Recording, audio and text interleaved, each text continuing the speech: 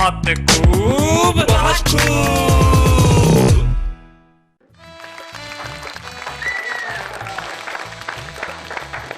नमस्कार, आदाब, सत श्री अकाल। जिंदगी बेहद खूबसूरत है क्योंकि आप बहुत अच्छे लोग हैं और आपके लिए मैं कहना चाहता हूं कि बहुत खूब। जिंदगी में वैसे जो न हो जाए वो कम होता है। इतनी सारी चीजें होती है, जैसे हिंदुस्तान का आदमी, उसका चरित्र सारी दुनिया से कुछ लगभग अलग होता है। जैसे हिंदुस्तान का आदमी बड़ा क्यूरियस है, मतलब उसे क्यूरियोसिटी बहुत रहती है। अभी जो मैं क्यूरियस का उच्चारण क्यूरियस किया है वो इसलिए किया है कि कुछ लोग उच्चारण में तकलीफ कर देते हैं। ऐसी तकलीफ करते हैं कि मुझे याद है, मैं एक बार साउथ इंडिया में गया तो मेरे एक मित्र थे, उन्होंने अपनी पत्नी को कहा कि भाई शैलेश जी नॉर्थ इंडिया से आए हैं तो खाना खाने घर आएंगे, इनको कहना खाइए खाइए, शर्म मत कीजिए। मैं गया, उनके घर सामान रखा गया खाने का, मुझे देखते ही उनकी बीवी बोली खाओ खाओ, शर्म तो है नहीं। Now you know that लोग होते हैं। मैं संजय झाला के घर पे गया तो उनकी बीवी मुझे खाना खिला रही थी, छाया नाम है उनका। छाया ये बड़े अंतर्राष्ट्रीय किस्म के साले की बहन के पति हैं। तो उनकी पत्नी ने जब मेरे समक्ष खाना परोसा तो रसगुल्ले रखे तो रसगुल्ला देने लगी। मैंने कहा नहीं नहीं नहीं, रहने दीजिए छाया, मैं ऑलरेडी 4 रसगुल्ले खा चुका हूँ। बोले खाए तो आपने 7 है, गिन कौन रहा है? तो जिंदगी में खाने पीने में बड़ी दिक्कतें हो सकती हैं। अब कई लोग होते हैं, जैसे अशोक शर्मा जी अपनी बीवी को खाना खाते वक्त कहते हैं क्या बनाया है तूने, एकदम गोबर जैसा टेस्ट है। बोले आप भी न जाने क्या क्या चक्के आते हैं। लेकिन आपको जिंदगी में सिर्फ एक ही चीज का स्वाद चखना है और वो है हंसी। और हंसी और खुशी का स्वाद चखाने के लिए 3 हलवाई मेरे पास हैं जो कविता की मिठाई लेके आए हैं। कौन है वो, मिलते हैं जरा उनसे। तो सबसे पहले जो हलवाई नुमा व्यक्तित्व बैठा है, जो मुस्कुरा रहा है, हाथ हिला रहा है और न जाने क्या क्या कहना चाह रहा है। जब वो यहां आएंगे तो बहुत सारी चीजें सुनाएंगे, लेकिन जिनके पास है व्यंग की तलवार और हास्य का भाला, वो है संजय झाला। हम जरा जोरदार तालियों से उनका स्वागत करें। और कवि के लिए अक्सर कहा जाता है कि भाई वो जहां ना पहुंचे रवि वहां पहुंचे कवि। तो हर कवि को मैं यही कह सकता हूं कि इंसान की मन के अंधेरों में जरा और झुक के झांक रे। ऐसी हैं हमारे बीच में प्रेरणा ठाक रे, जो इंसान के मन के अंधेरों में झुक के झांकती हैं और अपनी कविताएं कहती हैं। और उनके बाद है Sharma ji. Once upon a time he used to have hair। किसी जमाने में इनके भी बाल हुआ करते। अब इनके बाल गोपाल घर में है, लेकिन बाल जिंदगी में ऐसी स्थिति आती है, कई बार ऐसा होता है। इनके बाल गोपाल पिछले दिनों घर की सफाई कर रहे थे कि अशोक शर्मा जी की जवानी का चित्र गिरा इनकी बीवी के साथ, जिसमें इनके घने बाल थे।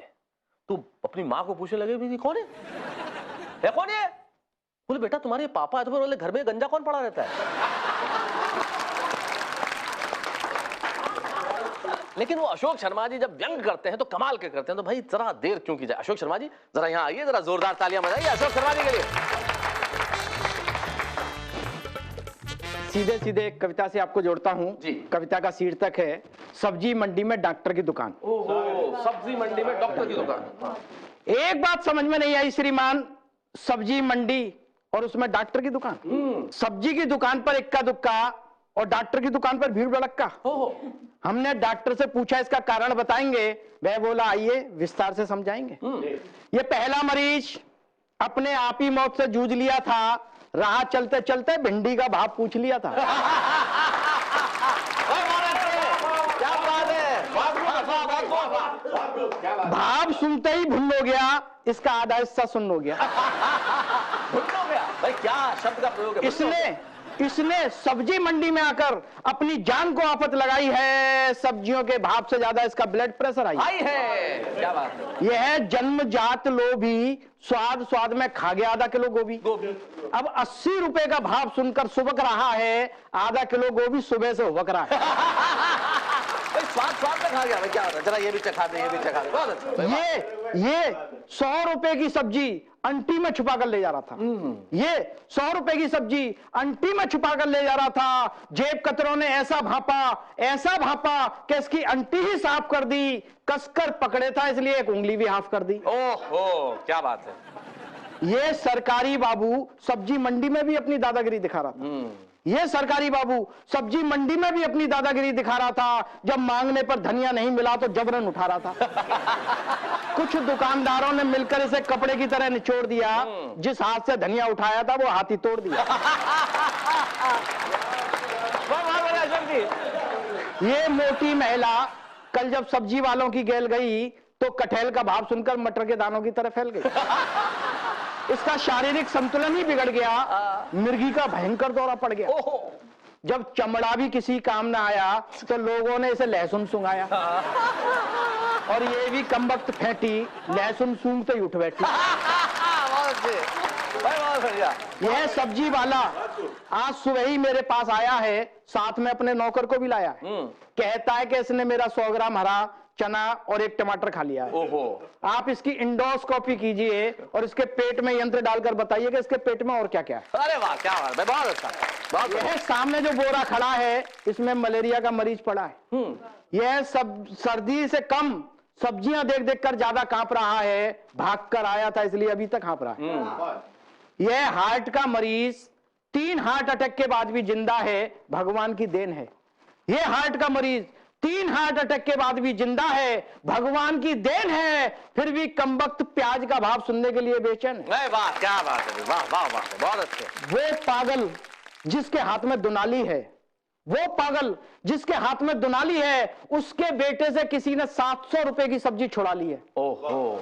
तब से वह दुनाली लिए घूम रहा है, जिसने छिड़ाई है उसे ढूंढ रहा है। क्या बात है, वाह वाह वाह। अंत में डॉक्टर बोला पता नहीं इस दुनिया में कैसे कैसे लोग हैं जो जरा सी महंगाई को भी सहन नहीं कर पाते हैं और मरने के लिए सब्जी मंडी में चले आते हैं। अगर उनका सब्जी मंडी में आना इतना ही जरूरी है तो सब्जी मंडी के बीच में एक डॉक्टर की दुकान खोलना हमारी लाचारी है, हमारी मजबूरी है। बहुत बढ़िया कविता भाई, जोरदार तालियां बजाइए अशोक शर्मा जी ने, भाई कमाल कर दिया। सचमुच सब्जी का हाल ये हो गया है कि मुंबई की एक लोकल बस में 2 युवतियां जा रही थी तो एक युवती ने पास बैठी युवती से कहा कि तू शादी क्यों नहीं कर रही? मैं तो है ना किसी अमीर आदमी से शादी करना चाहती हूँ।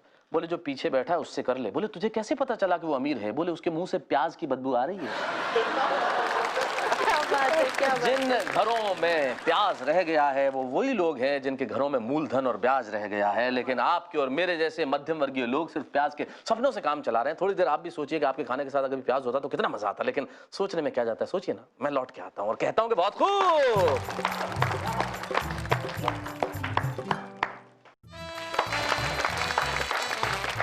तो स्वप्न देखा आपने प्याज का? भाई प्याज का सपना देखेंगे ना तो भी इनकम टैक्स वाले घर आ जाएंगे। प्याज की हालत ऐसी हो गई है। लेकिन जिंदगी के अंदर इस देश का क्या कहें साहब, इस देश के हालात ऐसे हो गए हैं कि न कहते बनता है न सुनते बनता है। लेकिन अपना वतन है तो हमारा फर्ज बनता है कि देश के लिए कुछ कहें। प्रेरणा ठाकरे हमारे बीच में है और वो अपने मुल्क की बात, अपने वतन की बात, अपने देश की बात, अपने राष्ट्र की बात अपने अंदाज से कहती हैं। और मैं चाहता हूं कि प्रेरणा ठाकरे जरा अपनी जगह से उठे और पूरे राष्ट्र को अपनी कविता से चैतन्य कर दें। प्रेरणा ठाकरे।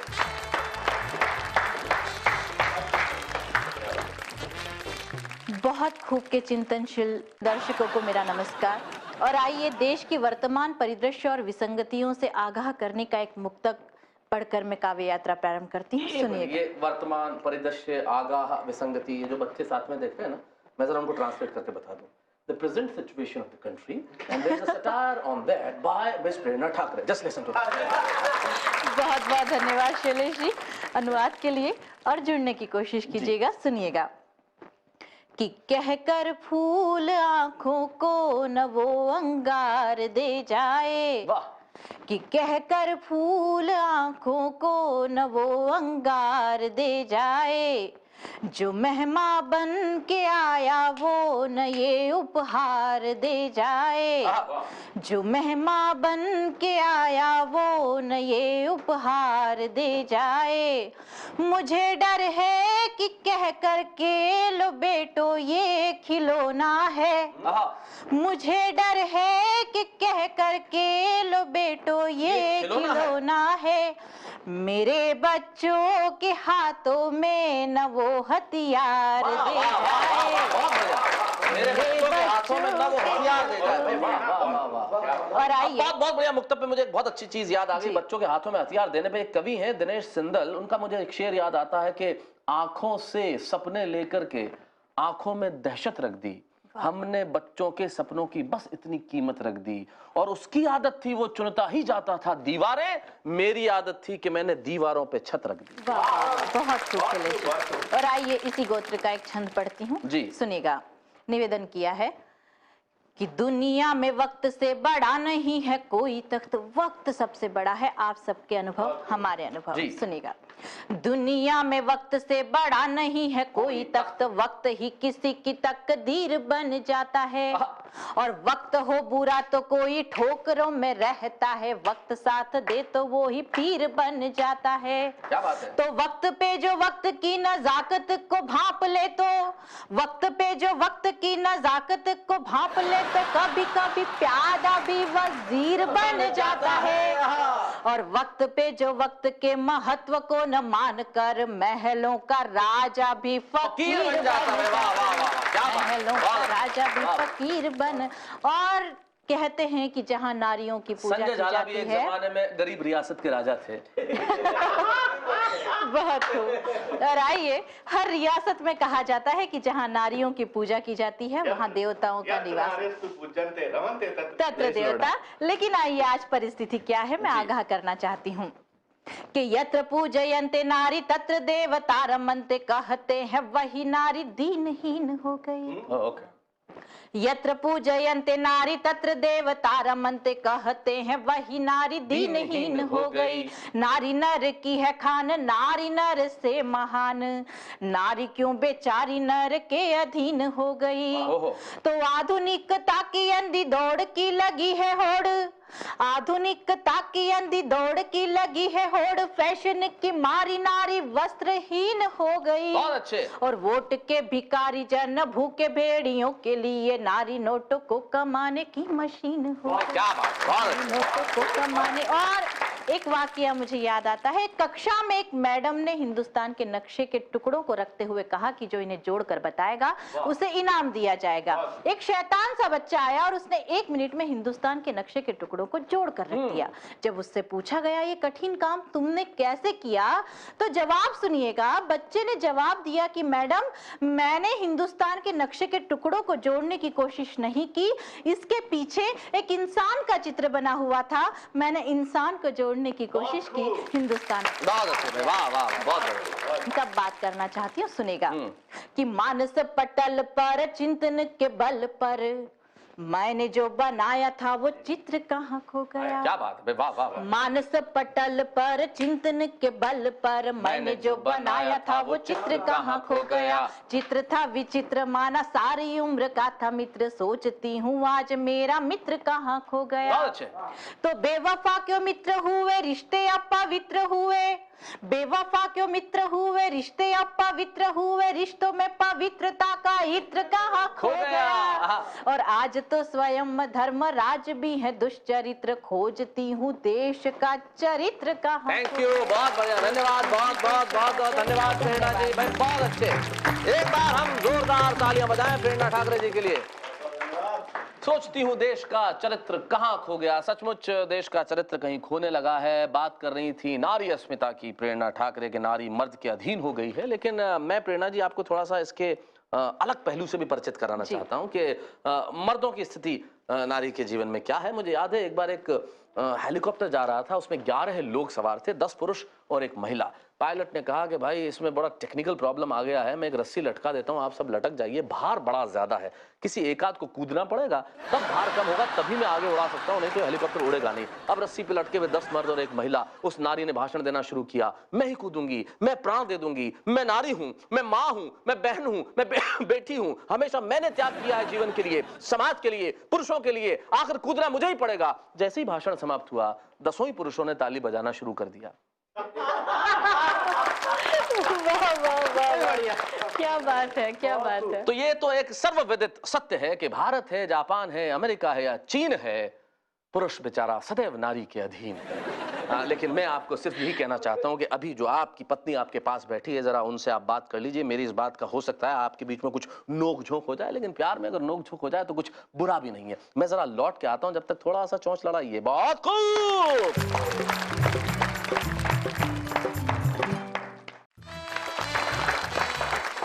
आपकी नोकझोंक अपनी पत्नी से पूरी हुई या नहीं हुई? जिंदगी बहुत है, रोज नोकझोंक करिएगा। भारतीय पति पत्नी की यही विशेषता है, सुबह नोकझोंक करता है और शाम को उसके चरणों में स्वयं को झोंक देता है, क्योंकि यही हमारा सबसे बड़ा सच है। और इसे रोकने वाला कोई नहीं होता। तो मैं इस नोकझोंक के ये खराब से काफिया मिलाना अभी बंद करता हूं और मैं उसे बुलाना चाहता हूं जो बड़ा कमाल का है, बैठा बैठा इस वक्त ऐसे मुस्कुरा रहा है जैसे इस वक्त इसे कोई मंत्री पद की शपथ दिलाई जा रही हो। कई लोगों की मुस्कुराहट ऐसी होती है, सदैव तैयार रहते हैं, किसी भी वक्त जाके शपथ ले सकते हैं, लेकिन क्या करें, कोई बुलाता नहीं है। बुलाता इसलिए नहीं है कि इनकी जरूरत साहित्य को ज्यादा है बजाय राजनीति के। आइए संजय झाला के लिए हम जोरदार तालियां बजाएं, जिन्होंने हम भ्रष्टन के भ्रष्ट हमारे या जीप पे सवार इल्लियां जैसी किताबें नहीं लिखी, ये शरद जोशी जी की किताबें हैं, लेकिन इनकी किताब का नाम है तू डाल डाल मैं पात पात। बहुत बहुत धन्यवाद भाई शैलेश। नारी अस्मिता की बात हो रही थी। आपने कहा यत्र नार्यस्तु पूज्यन्ते रमन्ते तत्र देवता। क्या आप लोगों ने कभी सोचा कि यत्र नार्यस्तु पूज्यन्ते तत्र ही क्यों रमन्ते देवता? अन्यत्र क्यों नहीं रमन्ते देवता? यत्र अशोक शर्मा रमन्ते तत्र क्यों नहीं रमन्ते देवता? तो ये जो देवताओं की बात है, ये जो देवी ने की, इसे शैलेश लोढ़ा जैसे देवता ही समझ सकते हैं। यत्र नार्यस्तु पूज्यन्ते रमन्ते तत्र शैलेश लोढ़ा जी। अब मित्रों, मैं आप सबको प्रणाम करता हूं और सीधे सीधे अपनी एक रचना से जोड़ता हूं। मेरी रचना के दो प्रिय पात्र हैं, एक शर्मा एक वर्मा जी। शर्मा जी उधर बैठे ही हैं। नहीं, थोड़ी देर के लिए मुझे शर्मा जी मान लीजिए जी, और इन्हें वर्मा जी मान लीजिए। इन्हें वर्मा जी मान लीजिए। ऐसा कर लेते। ये दो पात्र मानकर आप सुनेंगे तो आप लोग पूरा आनंद ले सकेंगे इस कविता का। मैं प्रारंभ करता हूं। एक थे शर्मा जी और एक थे वर्मा जी। वर्मा जी को जब जब लोग पीटने आते तो शर्मा जी उन्हें बचाते। यहां तक कि वर्मा जी ने 17 बार आत्महत्या का प्रयास किया, 17 बार ही शर्मा जी ने उन्हें बचाया, जीवन दान दिया। इस पर भगवान विष्णु प्रसन्न हुए, प्रकट हुए, बोले वरम ब्रूहि, वर मांगो। इसे कहते हैं पुण्य और परोपकार। शर्मा जी बोले प्रभु काहे का पुण्य, काहे का परोपकार, मैं तो इसको इसलिए बचाता हूं कि इसने मुझसे ले रखा है उधार। बहुत अच्छे। बोले प्रभु मैं जानता हूं ये आपका भक्त है, लेकिन बड़ा कमबख्त है, अब आप ही स्थिति संभालो, ये तो दे नहीं रहा, आप मेरे पैसे निकालो। सुनकर भक्त शर्मा के बयान भगवान विष्णु तत्काल हो गए अंतर्ध्यान होकर बोले वत्स शर्मा, मैं जानता हूं उधार देने में संकट बहुत बड़े हैं और एक दैत्य में मेरे भी 60,000 अटके पड़े। पैसा तुमने दिया है, तुम ही मांगने जाना, और हाँ वो दैत्य कहीं मिल जाए तो मुझे भी बताना। अब भगवान की स्थिति देखें, भगवान के साथ व्यंग विनोद। भगवान की ये बात सुनकर शर्मा जी का दिमाग चकराया, उन्होंने वर्मा जी को याद किया और ये गीत गाया। मैं एक पुरानी फिल्म के गीत से आपको जोड़ता हूं, एक पैरोडी आपको सुनाता हूं। उधार देने वाला उधार लेने वाले को कैसे याद कर। जी जी। ए सुन मेरे बंधु रे, वाह, सुन मेरे मितवा, सुन मेरे साथी रे, कर्जा तुझे जब लेना था 100 बार आता था, तुझे जब लेना था 100 बार आता था, अब तुझे हमारी बिल्कुल याद भी न आई। सुन मेरे साथी रे। और पंक्तियां सुने। लेकर तूने मुझसे उधार बीबी को बनाया हार। अच्छा। तेरी बीबी पहन उसे मेरी बीबी को चिढ़ा। सुन मेरे साथी रे। उधर एक घटना ने खुद भगवान विष्णु को हिला दिया। उन्होंने शेषनाग की गारंटी पे देवताओं के बैंक मैनेजर कुबेर से भारत के कुछ भिखारियों को उधार दिलवाया। मन में हर्षाए शेषनाग और भगवान विष्णु भिखारियों की स्थिति का जायजा लेने आए। तभी शेषनाग ने देखा सामने से आ रहा था एक भिखारी, बहुत हाई प्रोफाइल। उसके एक हाथ में कटोरा था, दूसरे में मोबाइल। शेषनाग बोले वाह वाह प्रभु प्रभु। भिखारियों का पोजीशन इतना साउंड, वाह। तभी भगवान विष्णु बोले शेषनाग ये तुम्हारी दृष्टि का भ्रम है, फेर है, ये भिखारी नहीं देवताओं का बैंक मैनेजर कुबेर। बहुत अच्छे। बोले प्रभु ये देखकर तो मेरा दिमाग चकरा रहा है, और भगवान के व्यंग विनोद का आनंद लें। बोले प्रभु ये देखकर तो मेरा दिमाग चकरा रहा है। भगवान विष्णु बोले यहां से जल्दी खिसक लो, लगता है अपने से उधार मांगने आ रहा है। बोले प्रभु आप तो सर्वशक्तिशाली हैं, सर्वशक्तिमान हैं, क्या आप उधार वसूल करने के लिए इन पर सुदर्शन चक्र और गदा चलाएंगे? भगवान विष्णु बोले बिल्कुल नहीं चलाएंगे। अगर हम सुदर्शन चक्र और गदा चलाएंगे तो ये दोनों लेकर भाग जाएंगे। तभी अचानक नारायण नारायण कहते हुए नारद जी का प्रवेश हुआ। उन्होंने भगवान विष्णु के पैरों को छुआ। भगवान विष्णु बोले पैर वैर रहने दे, पहले ये बता तूने जिस दैत्य को मुझसे 60,000 रुपए दिलवाए थे उन पैसों का क्या? बोले प्रभु बहुत बुरा हुआ, आपसे भी कई दैत्य लोग उधार लेते होंगे जी। उधार लेकर दैत्य क्या करते हैं? भगवान विष्णु से उधार लेकर दैत्य ने क्या किया? नारद जी बताते हैं, बिल्कुल नया प्रयोग आपको समर्पित करता हूं कि प्राप्तम उधारम च 60,000 दैत्यम खरीदम सेकंड हैंड कारम बहुधा च पीटम पीटम रिपीटम किंतु न लेतम एकम डकारम ऋणम गृहीत्वा पीत्वा च बियर मम समक्षे कृत्वा च चीयर दिल्ली कैंटे च रेस्टोरेंटे च गटकंती मुर्गम विदाउट मम फियरम ओम ह्रीम क्लीम एतत् प्रकाराणि तत्त्वानि स्वाहा ऋणम कृत्वा न पुनम दत्त्वा एतत् प्रकाराणि कुतत्त्वानि स्वाहा वर्मा टाइप शर्मा टाइप दैत्यम टाइप चीटिंग बालानि नरकम गद्वाणि स्वाहा स्वाहा स्वाहा। बहुत अच्छे संजय झाला जी, बहुत बढ़िया। स्वाहा स्वाहा स्वाहा। और हम चाहते हैं कि आपकी जिंदगी से गम दुख परेशानियां इसी तरह स्वाहा हो जाए। भाई कमाल की संस्कृत बोली। इन्होंने उधार की बात कर रहे थे। उधार की बात पे मुझे एक बड़े विचारक की बड़ी पंक्ति याद आती है। वो कहते हैं कि उधार मांगने वाला एक बार उधार मांगता है, देने वाला बार बार मांगता है। अब दे दे, अब दे दे, अब दे दे, लेकिन वो दिन कभी नहीं आता। लेकिन आपके और हमारे बीच में जो रिश्ता है, न हम खुशियां उधार रखेंगे, न हंसी उधार रखेंगे, न हम मुस्कुराहट उधार रखेंगे। हम रोज आपके घरों में आएंगे और ये सब बिना किसी पेमेंट के आपको दे के जाएंगे। क्योंकि देश की स्थिति ऐसी है कि हर आदमी यही सोचता है। मुझे एक बड़े कवि का एक दोहा याद आता है कि डॉक्टर को रोगी मिले, मिले वकील को केस, और टीचर को ट्यूशन मिले, जाए भाड़ में देश। लेकिन हम ये नहीं चाहते कि ये देश इस स्थिति में आए। हम चाहते हैं कि ये देश हंसता रहे, खुश रहे, गुनगुनाता रहे और कविताएं सुनता और सुनाता रहे। और इसी बात पे हम कहते रहें बहुत खूब।